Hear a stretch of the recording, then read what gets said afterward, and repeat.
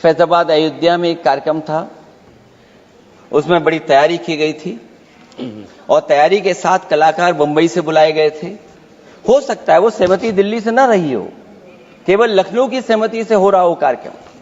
और जब कार्यक्रम की पूरी तैयारी हो गई, भगवान श्री राम बनकर के कोई आ गया, लक्ष्मण बनकर के कोई आ गया, मां सीता भी बनकर के कोई आ गया, हनुमान जी और भगवान हनुमान भी बनकर के कोई आ गया। लेकिन जब लखनऊ से वो हेलीकॉप्टर उड़ा और अयोध्या पहुंचा तो सब लोग थे, लेकिन उसमें हनुमान नहीं थे। अध्यक्ष महोदय, मैं भारतीय जनता पार्टी के लोगों से कहूंगा कि जानकारी करिए कि आखिरकार भगवान श्री राम थे, लक्ष्मण थे, सीता थी, लेकिन हनुमान क्यों नहीं थे? हनुमान इसलिए नहीं थे, शायद उनकी जात या धर्म कुछ और था। अध्यक्ष महोदय, ये देश मिली जुली संस्कृति से चला है। कुछ हमने सीखा, कुछ उन्होंने सिखाया। अध्यक्ष महोदय, मंत्री जी बताएं हमें, वो खुद भी माइनॉरिटी हैं, भगवान बुद्ध के रास्ते पे चलते हैं। भगवान बुद्ध का रास्ता दूसरा है। हम आपको अपना मानते हैं तब भी जब आप हमारे बहुत सारे ग्रंथों को नहीं मानते, तब भी हम आपको अपना मानते हैं।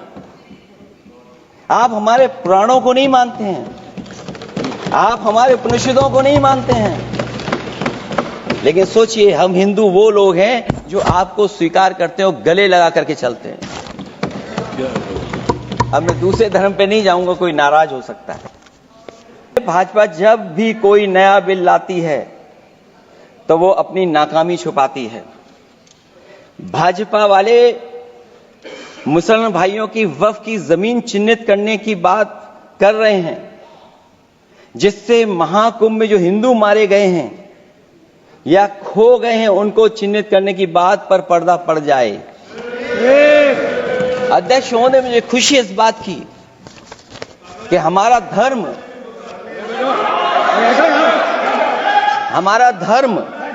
अध्यक्ष महोदय, नहीं, कुछ कहना चाहते हैं।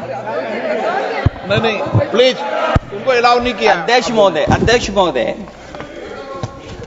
कुंभ में आस्था सबकी है, कोई ऐसा नहीं जिसकी आस्था ना हो। और कुंभ कोई पहली बार नहीं हो रहा था। ये भारतीय जनता पार्टी के लोगों ने ऐसा प्रचार किया कि 144 वर्षों के बाद पहली बार महाकुंभ होने जा रहा है, और लोग निकल पड़े। सरकार ने कहा कि हमारी तैयारी 100 करोड़ की है। आप कहते टेक्नोलॉजी का हम इस्तेमाल करेंगे, जमीनों को हम मैपिंग कर करके डेटा एंड रिकॉर्ड ठीक करेंगे। अध्यक्ष महोदय, ये बताएं कि वो 30 लोग कौन थे, उनके नाम क्या थे जिनकी जान चली गई? न केवल जान जाने वालों की, बल्कि अध्यक्ष महोदय, ये सरकार बताए कि जो लगभग 1000 हिंदू खो गए हैं, जो अभी तक नहीं मिले, जो अभी तक नहीं खोज पाए हैं, वो 1000 हिंदू की सूची कहां है?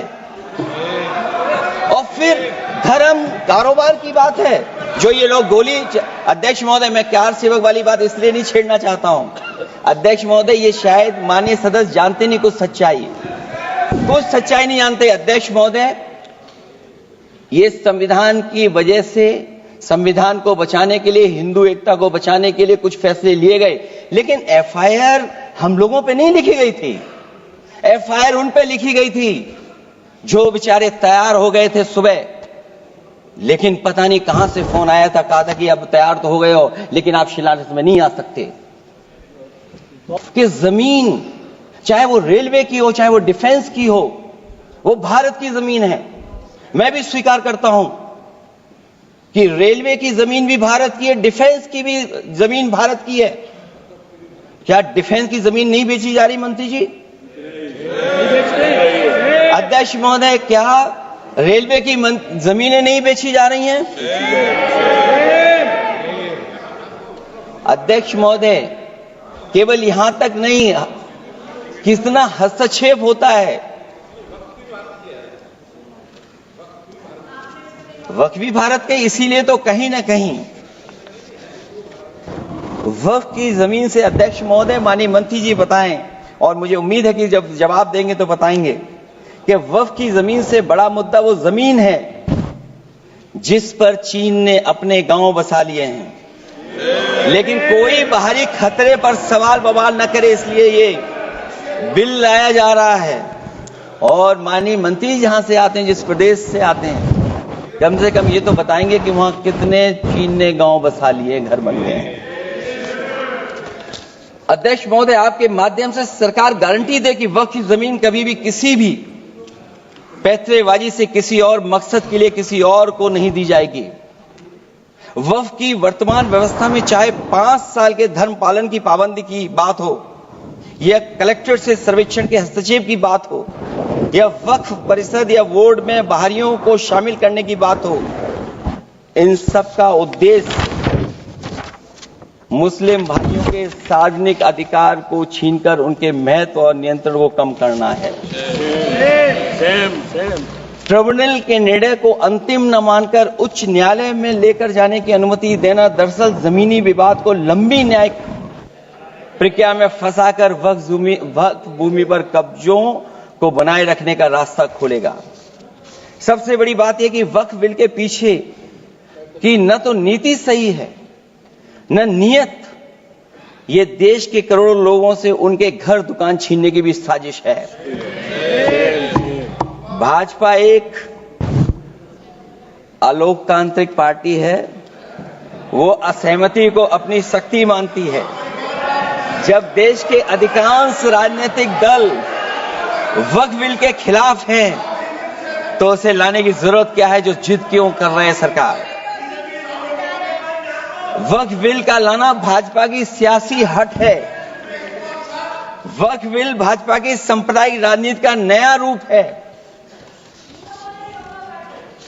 वो तो आपको काटेगा, और इसलिए काटेगा कि अध्यक्ष महोदय बाहर ये लिखते हैं सत्यमेव जयते, बाहर है लिखते सत्यमेव जयते, भाजपाई अंदर असत्य बात कहते।